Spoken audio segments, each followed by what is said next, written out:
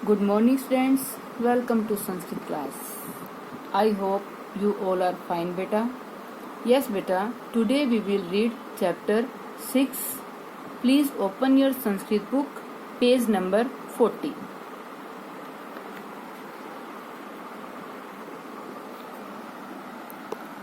षष्ठः पाठः पाठ 6 मम दिनचर्या मेरी दिनचर्या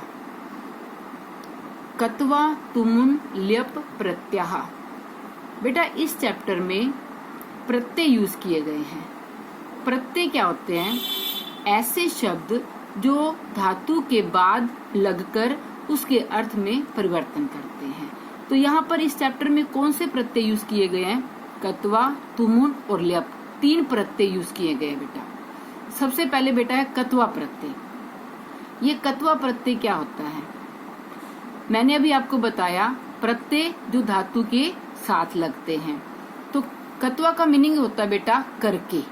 कत्वा का मीनिंग करके, और इसका शेष रह जाता है तवा। इसका शेष तवा रह जाता है। जैसे अगर हम धातु के साथ लगाते हैं प्रत्यय, पढ़ धातु है, कत्वा प्रत्यय लगाया तो वो बन जाएगा पठित्वा। क्या रह गया शेष? तवा। तो पठित्वा का मीनिंग पढ़ करके या पढ़कर। कत्वा प्रत्यय। प्रत्यय क्या होते हैं? ऐसे शब्द जो धातु के साथ लगते हैं। कत्वा का मीनिंग करके, इसका शेष तवा रह जाता है। पठ के अंदर कत्वा प्रत्यय मिक्स किया तो रह गया पठित्वा। उसके बाद है बेटा तुमुन प्रत्यय। तुमुन प्रत्यय, इसका मीनिंग होता है के लिए। तुमुन का तुम शेष रह जाता है। जैसे अगर हम पढ़ धातु के साथ तुमुन ऐड करते हैं तो बन जाएगा पठितुम। तो पठितुम का मीनिंग क्या होएगा? पढ़ने के लिए। तुमुन का मीनिंग के लिए, पठितुम पढ़ने के लिए। तुमुन में तुम शेष रह जाता है। उसके बाद है तीसरा ल्यप प्रत्यय। ल्यप प्रत्यय बेटा ऐसी धातु के साथ लगाया जाता है जिसमें पहले से उपसर्ग लगा हो। और ल्यप का मीनिंग होता है करके। कत्वा का मीनिंग भी करके, ल्यप का मीनिंग भी करके। लेकिन कत्वा प्रत्यय धातु के साथ लगता है, ल्यप धातु के साथ लगता है, लेकिन धातु से पहले उपसर्ग भी होता है। तो ल्यप का प्रत्यय करके, इसमें य शेष रह जाता है बेटा। जैसे वी उपसर्ग, ज्ञा धातु, ल्यप प्रत्यय, ये बन जाएगा विज्ञाये। य शेष रह जाता है। विज्ञाये जानने के लिए। मम नाम नमनः अस्ति, मेरा नाम नमन है। अहम प्रातः घटिकाया शब्दम श्रुत्वा उत्तिष्ठामि, मैं सुबह घड़ी की आवाज सुनकर, श्रुत्वा सुनकर, यहाँ पर देखो बेटा श्रु धातु कत्वा प्रत्यय, क्योंकि तवा है ना लास्ट में। मैं सुबह घड़ी की आवाज सुनकर उत्तिष्ठामि उठ जाता हूँ। अहम प्रातः उत्थाय उद्यानम भ्रमितुम गच्छामि। अहम मैं, प्रातः सुबह, उत्थाय उठकर। देखो यहाँ पर उत उपसर्ग, स्था धातु, ल्यप प्रत्यय। ल्यप प्रत्यय कैसे पता चल रहा है? क्योंकि लास्ट में यह है। मैं सुबह उठकर उद्यानम भ्रमितुम, भ्रमितुम घूमने के लिए, उद्यानम बगीचे में, गच्छामि जाता हूँ। तत्र व्यायामम कृत्वा, तत्र वहाँ, व्यायामम कृत्वा व्यायाम करके, गृहम आगच्छामि घर वापस आता हूँ। गृहम आगत्ते दंत धावनम कृत्वा, गृहम आगत्ते घर आकर, दंत धावनम, दंत धावनम होता है बेटा दातुन, जिसे आप टूथब्रश कहते हैं।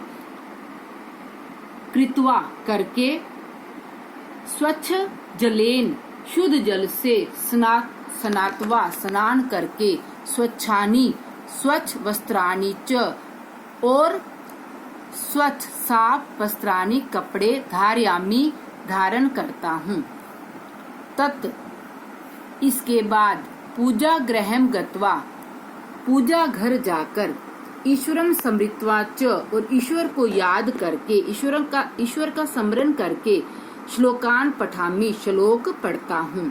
गृहात बहि, घर से बाहर, स्थिते भय, स्थित वृक्षे भय, वृक्षों को जलम पानी प्रदाय देकर, तान रक्षामि, उनकी रक्षा करता हूँ। घर से बाहर स्थित वृक्षों को जल देकर उनकी रक्षा करता हूँ। यहाँ पर देखो बेटा, प्र उपसर्ग दा धातु ल्यप प्रत्यय। ल्यप प्रत्यय में हमेशा पहले उपसर्ग होता है, फिर धातु होती है, फिर प्रत्यय होता है।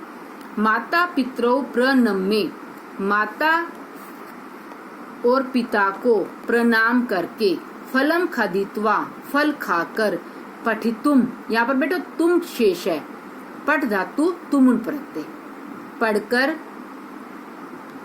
फलम खादित्वा, फल खाकर, पठितुम, पढ़ने के लिए, विद्यालयम आगच्छामि, विद्यालय आता हूँ। विद्यालय अध्यापकान नत्वा, विद्यालय में अध्यापकों को नत्वा, नमस्कार करके, सम्यक ठीक, प्रकारेण प्रकार से, सही ढंग से, पठामि पढ़ता हूँ। विद्यालय में अध्यापकों को नमस्कार करके सही ढंग से पढ़ता हूँ। मध्याह्न काले, दोपहर के समय, विद्यालयात गृहं गच्छामि, विद्यालय से घर जाता हूँ। भोजनम कृत्वा, भोजन करके, स्वल्प कालाय, थोड़े से समय के लिए, विश्रामी करोमि, आराम, विश्रामम करोमि, आराम करता हूँ। भोजन करके कम समय के लिए आराम करता हूँ। सायंकाले, शाम के समय, मित्रैः सह, मित्रों के साथ, उद्यानम गच्छामि, बगीचे में जाता हूँ। तत्र क्रीडित्वा, वहाँ खेलकर, प्रसन्न भूत्वा च, और खुश होकर, आगच्छामि, वापिस आता हूँ। Now page number 41।